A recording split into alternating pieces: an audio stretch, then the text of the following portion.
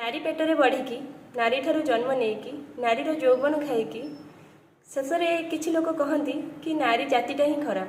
प्रकृत में कौन नारी जाति एते खराब और पुरुष समाज एते भल?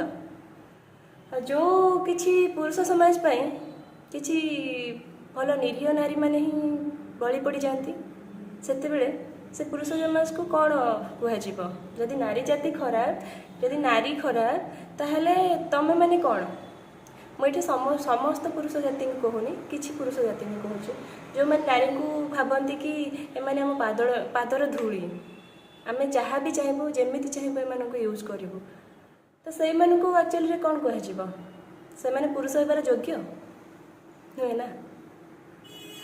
आगे निजको ठीक करंतु तापरे नारी को आंगुली उठेबे। हाँ किछि नारी आज नारी जाति बदनाम भी होउछि सेठी मु कहबिनी जे नारी भी संपूर्ण ठीक अछंती। किछि जगह नारी भल थिले भी किछि जगह नारी खराब भी अछंती जोथि पाइका नारी जाति बदनाम भी होउछि। सेम परिस्थिति पुरुष समाज रे भी होउछि।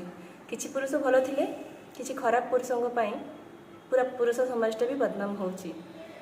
राक्षसर ना परिचित पाउचंती होउछि कि नहीं? तो तेणु आम समस्त आंगुली उठा ठीक नुह। किछि भल मनुष्यों पाई तो ये समाज चली नहीं तो समस्ते खराब तो नुहति ना। तेणु एते पक्षपातटा न करिकी समस्ते मिलमिशि चलतु भलरे रुहतु। राधे राधे।